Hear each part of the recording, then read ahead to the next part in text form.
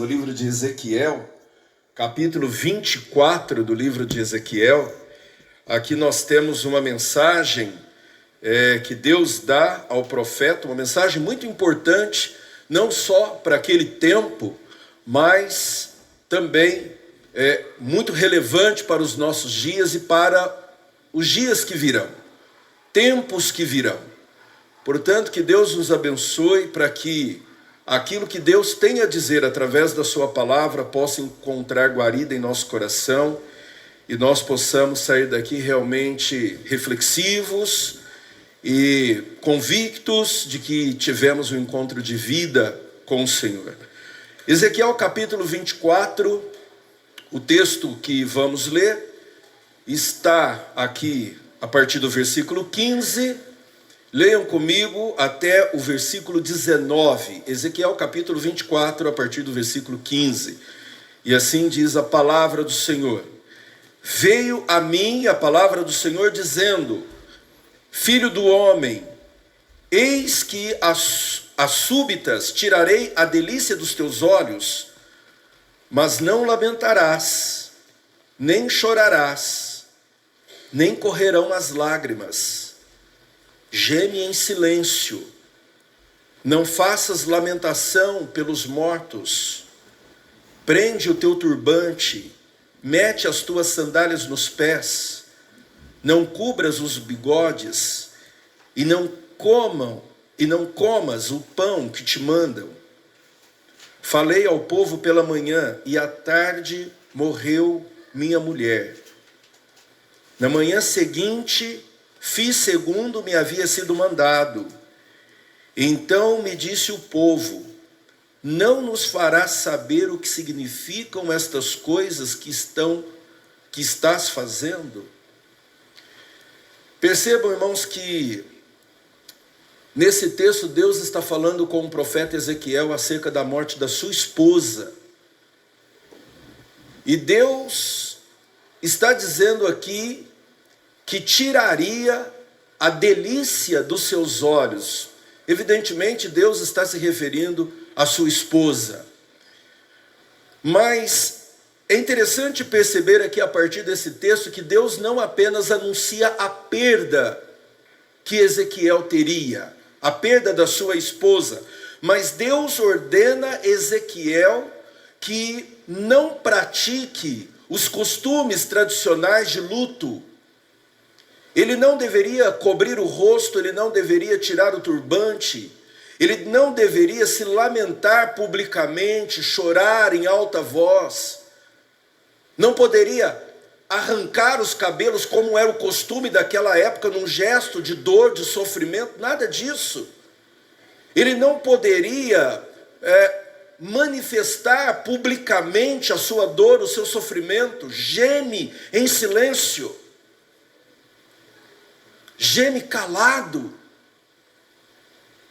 E é curioso esse texto porque Deus, ele conhecia o amor que Ezequiel tinha pela sua esposa.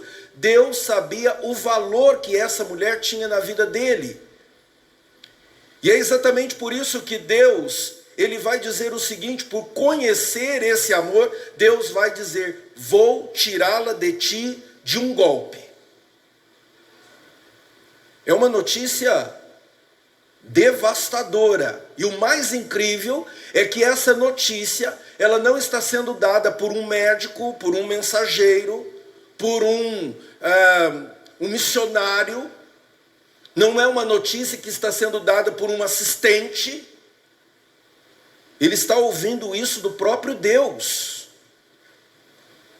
E Ezequiel sabe que quando Deus fala, a sua palavra não volta vazia. Aquilo ia acontecer, como de fato aconteceu. E nós temos essa experiência, o cumprimento dessa palavra no versículo 18, que diz assim: falei ao povo pela manhã, e à tarde morreu minha esposa, e na manhã seguinte fiz como me foi ordenado. Deus não estava proibindo Ezequiel de sentir dor. É claro que a perda da sua esposa lhe causou muita dor. lhe causou muito sofrimento. O que Deus está impedindo aqui são manifestações públicas de luto. Ele deveria permanecer em silêncio, controlar as suas emoções. E uma das expressões mais profundas que nós encontramos é exatamente essa: refreie o teu gemido. Nessa minha tradução, geme em silêncio. Geme em silêncio. Irmãos, são textos que nos confrontam. São textos que mostram que a jornada de fé não impede a dor, não impede o sofrimento, não impede a existência das lágrimas, mas também esses textos nos mostram que Deus, Ele está presente mesmo na dor. A dor não significa ausência de Deus. Às vezes, é justamente na dor que nós ouvimos a voz de Deus com mais clareza. Eu gosto muito desse livro de C.S. Lewis, e aqui nesta obra ele vai dizer algo que é realmente impactante. Ele vai dizer o seguinte: Deus sussurra em nossos prazeres, fala em nossa consciência, mas grita em nossas dores.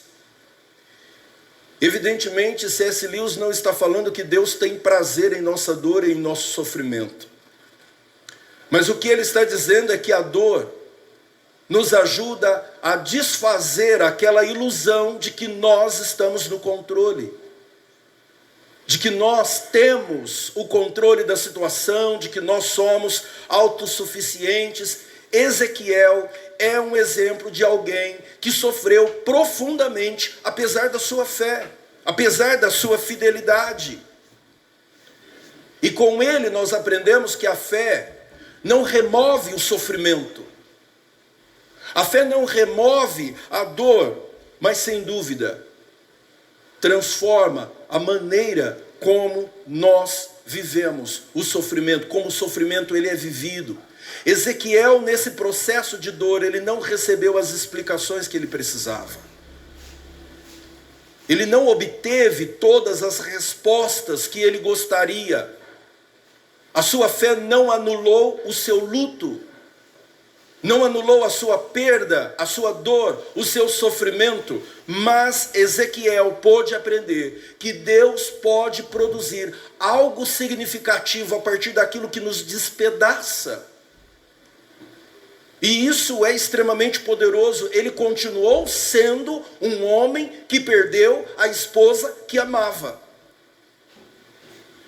Ele continuou sendo um homem sofrido. Continuou tendo aquela dor, mas a sua história nos mostra que a verdadeira fé não consiste em não sentir dor, mas sim em continuar confiando, mesmo quando essa dor é real, mesmo quando ela está presente. C.S. Lewis entende exatamente dessa forma. Quando tudo está bem, podemos apenas ouvir um sussurro de Deus. Mas quando nós passamos por aquela situação que nos quebra, quando o nosso coração se despedaça, podemos ouvir Deus falar conosco mais claramente. É como se Deus gritasse em nossa dor.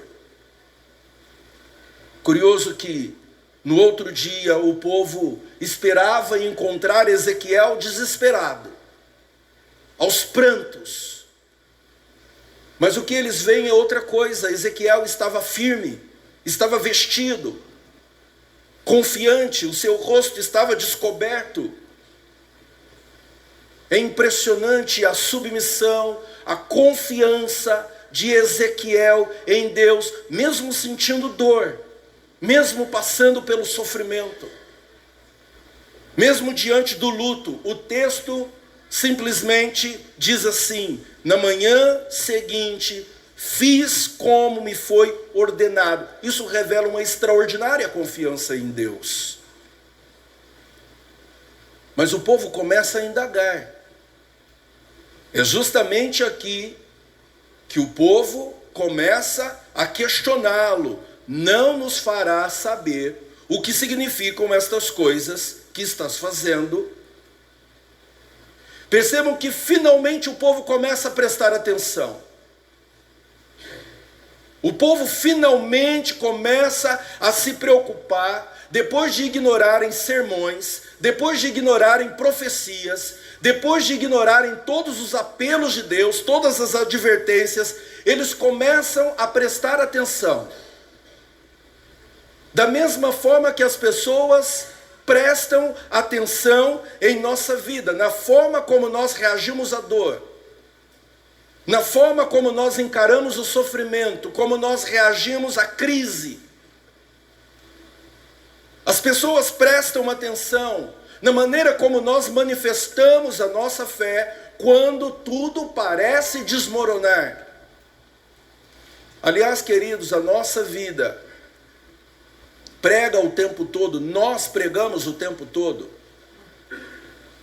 Porém, a Bíblia nos explica aqui que o sofrimento de Ezequiel apontava para algo muito maior, e as pessoas começam a questionar: você não vai nos explicar o que está acontecendo?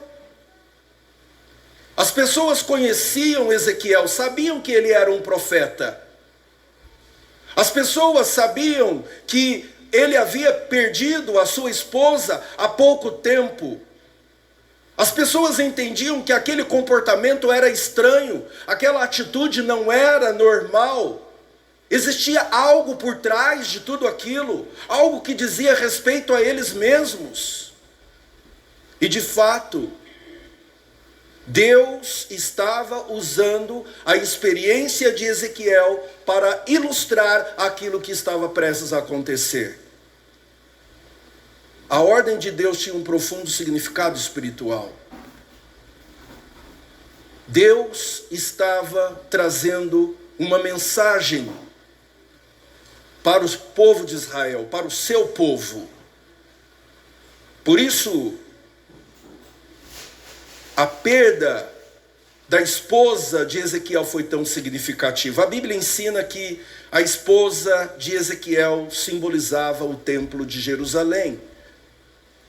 Esse templo que era orgulho para a nação, orgulho para o povo de Judá, o templo de Jerusalém era de fato a delícia dos olhos daquela nação.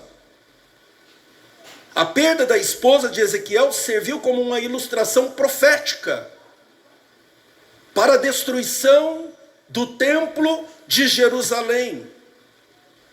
Da mesma forma que Ezequiel sofreu, da mesma forma que Ezequiel perderia aquilo que lhe era mais precioso, aquilo que ele mais amava, o povo perderia aquilo que considerava a sua maior glória.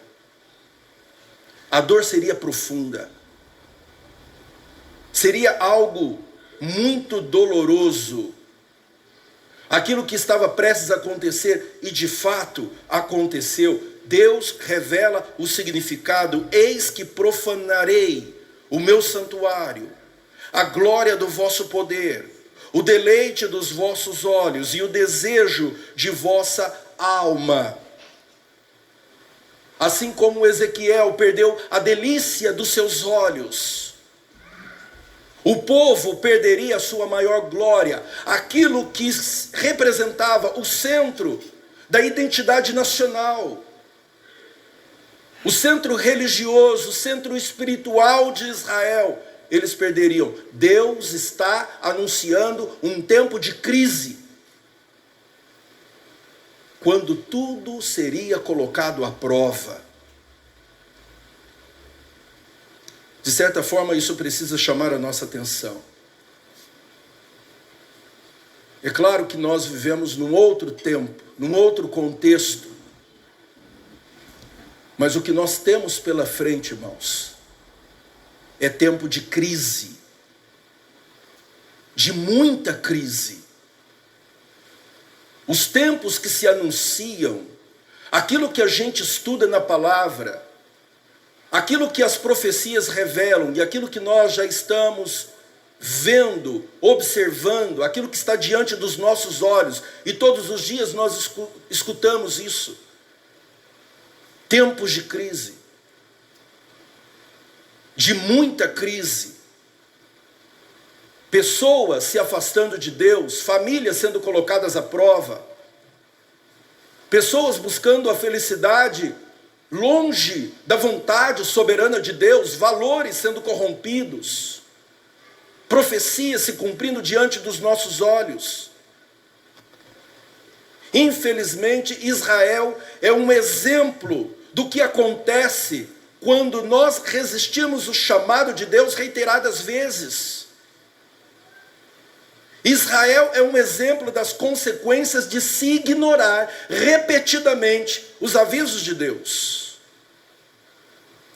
Deus chamou esse povo inúmeras vezes ao arrependimento, à mudança de vida, à transformação, mas eles preferiram continuar seguindo os seus próprios caminhos. Agora é interessante a gente perceber que o povo valorizava Jerusalém, o povo valorizava o templo, o povo valorizava a segurança, mas eles não valorizavam a presença de Deus. Transformaram o sagrado em algo comum. Tinham o templo, tinham religião, tinham uma estrutura, compareciam na igreja, cantavam como crentes, se vestiam como crentes, mas perderam o temor, perderam a reverência, o senso, a compreensão da presença de Deus. E infelizmente isso também pode acontecer conosco. Quantas vezes nós fazemos o mesmo? Transformamos as bênçãos em substitutos da presença de Deus. Valorizamos mais as bênçãos do que o abençoador. Idolatramos filhos, idolatramos trabalho, idolatramos o corpo, idolatramos a nossa inteligência, e por vezes nos achamos até melhores e superiores a outros.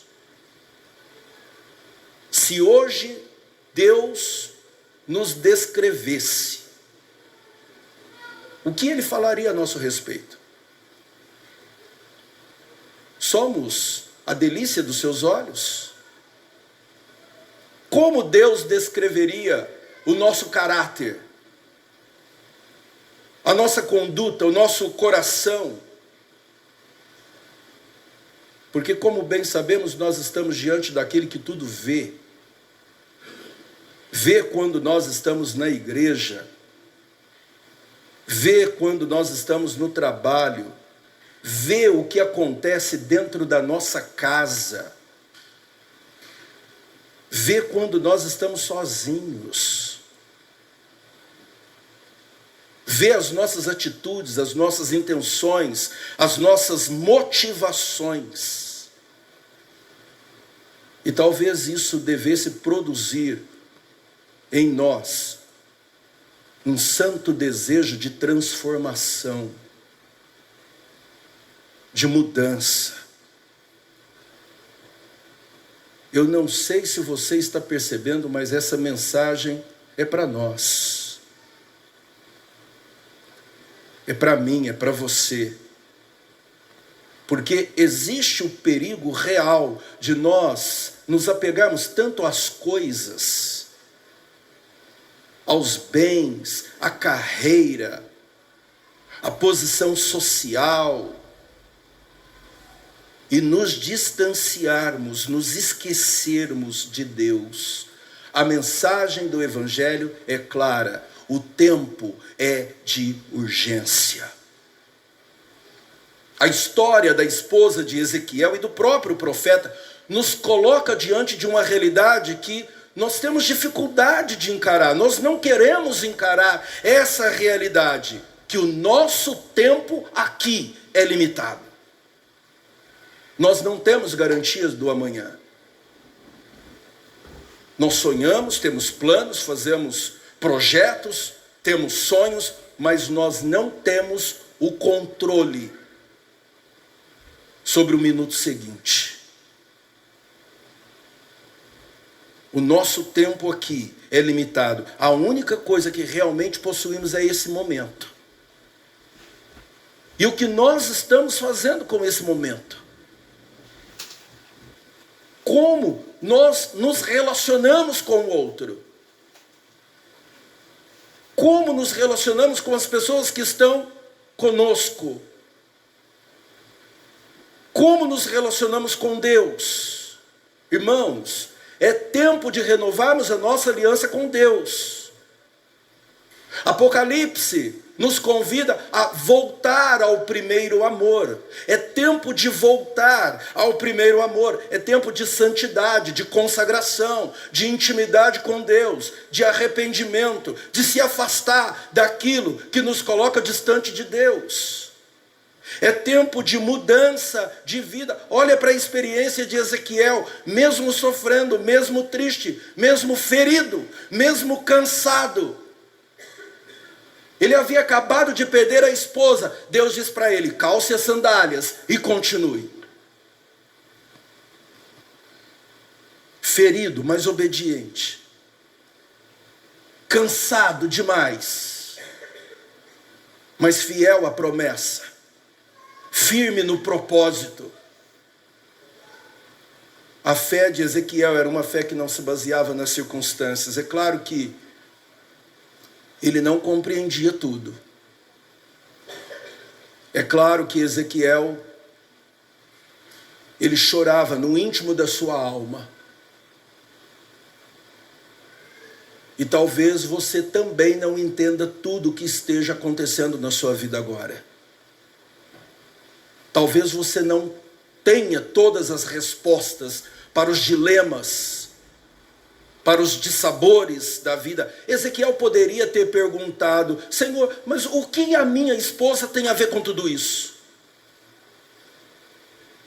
O que a minha esposa tem a ver com a desobediência do povo, com o pecado do povo?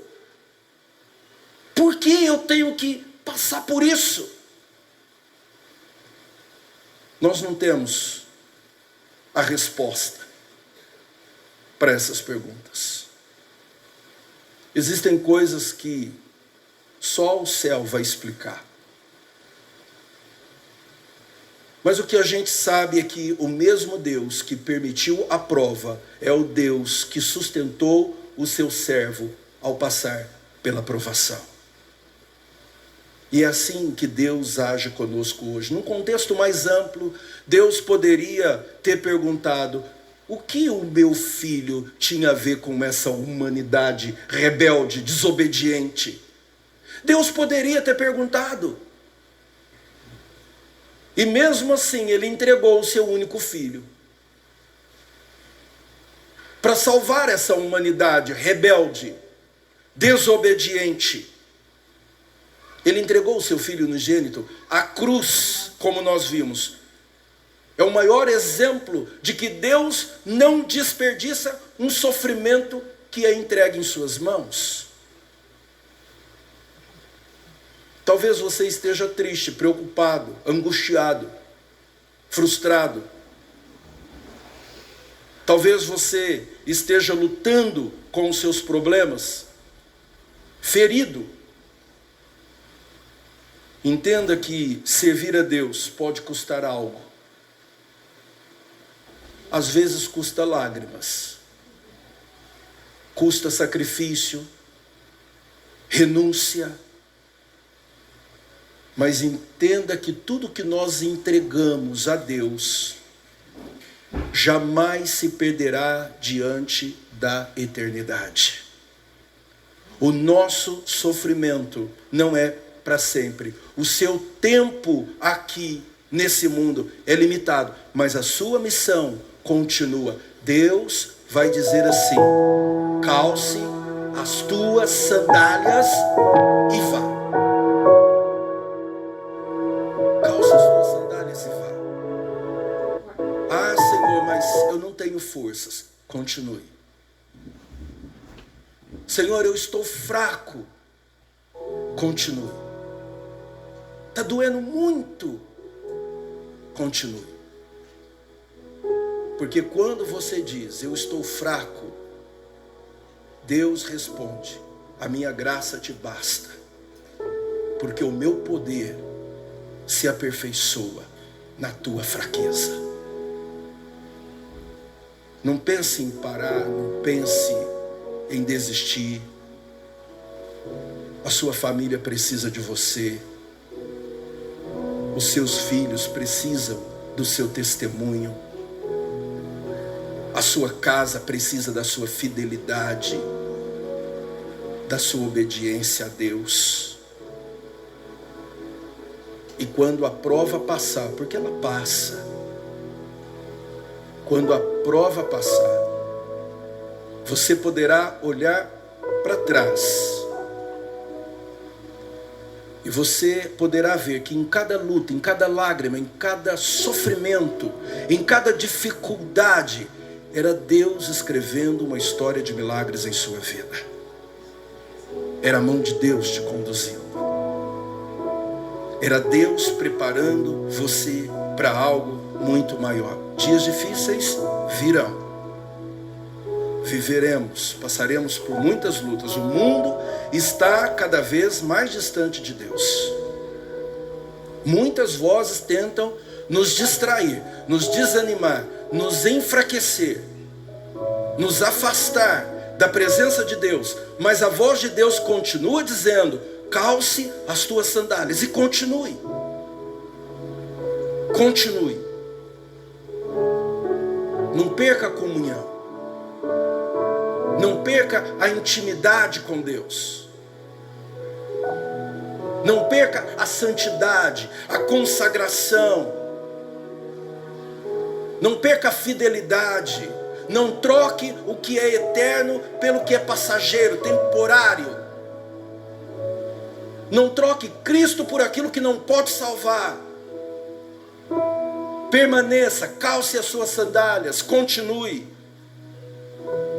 Porque chegará o dia, irmãos, em que tudo que nós construímos nessa vida ficará para trás. Chegará um dia que tudo isso vai ficar para trás. E quando esse dia chegar, a única pergunta que importará será essa: como estava a minha vida diante de Deus? Como estava a minha vida diante de Deus?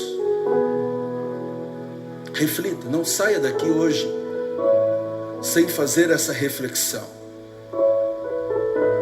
E que ao final dessa jornada, que é difícil,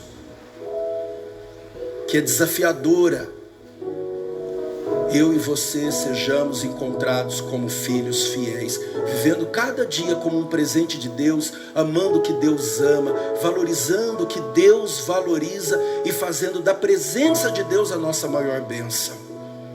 Porque é isso que realmente importa. No final das contas, o que realmente importa não são as conquistas, não são as coisas, o que nós adquirimos, os bens materiais. No final, o que realmente importa é a nossa fidelidade àquele que nos chamou. E não será a quantidade de lágrimas ou a ausência de lágrimas que marcará a nossa história, mas sim a certeza de que nós nunca estivemos sozinhos. A certeza de que Deus sempre esteve do nosso lado. Por isso, calce as suas sandálias. Fortaleça o seu coração. Continue caminhando. Continue confiando. Continue servindo. Continue sendo luz por onde você passa. Continue sendo quem você é no coração de Deus. Continue crendo. E quando essa caminhada terminar, que você possa ouvir dos lábios do Senhor aquilo que todo cristão deseja escutar. Muito bem, servo bom e fiel. Entra no gozo do teu Senhor. Amém, irmãos?